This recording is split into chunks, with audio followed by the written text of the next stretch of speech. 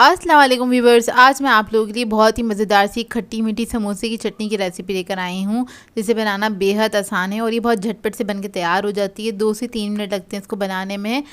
ये चटनी आलू के समोसे और कचौरियों के साथ सर्व की जाती है, तो इस वीडियो को लास्ट तक ज़रूर देखिएगा।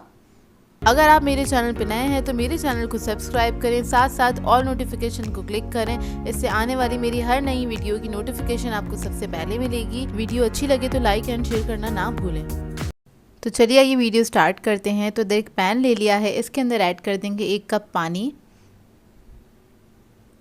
पानी ऐड करने के बाद इसके अंदर मैं ऐड करूँगी इमली वाला पानी, यानी कि आधा कप पानी लिया था मैंने, इसके अंदर 1 टेबलस्पून इमली इसको सोक कर दिया था और उसको छान के मैं यूज़ कर रही हूँ।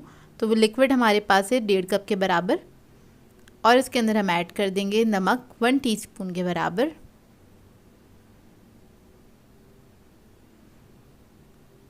फिर मैं इसमें कुटी हुई लाल मिर्च ऐड करूँगी 1 टीस्पून। चीनी ऐड करेंगे इसके अंदर 5 टेबलस्पून के बराबर। थोड़ा सा ज़र्दा कलर ऐड करेंगे इसके अंदर 1 पिंच के बराबर और इसको मिक्स करेंगे। एक बॉयल आने तक ही इसको पकाएंगे, ज़्यादा इसको पकाते नहीं हैं क्योंकि बहुत झटपट सी चटनी है, जल्दी तैयार हो जाती है ये। इसके अलावा इसके अंदर मैं ऐड करूँगी कॉर्नफ्लोर। तो यहाँ मैंने 1 टीस्पून लिया है कॉर्नफ्लोर। इसको थोड़े से पानी में डिज़ोल्व करके रख लूँगी। जब इस चटनी के अंदर एक बॉयल आ जाएगा तब हम इसके अंदर इसको ऐड कर देंगे। तो देखें चटनी में अच्छा सा बॉयल आ गया है।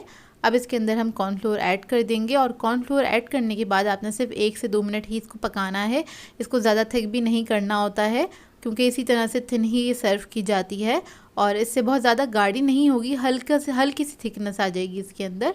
बस उतनी ही हमें चाहिए। बस 2 मिनट पकाएंगे इसको और इसके बाद आप फ्लेम ऑफ करके रख सकते हैं इसको। और इसको आप फ्रिज में रख के 3 से 4 दिन तक इस्तेमाल कर सकते हैं, बिल्कुल सही रहती है और ये बहुत ही मज़ेदार बनती है।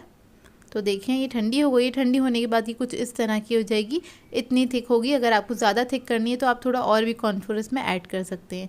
तो आप इसको समोसों के साथ सर्व कर सकते हैं, कचौरियों के साथ भी इसको सर्व कर सकते हैं।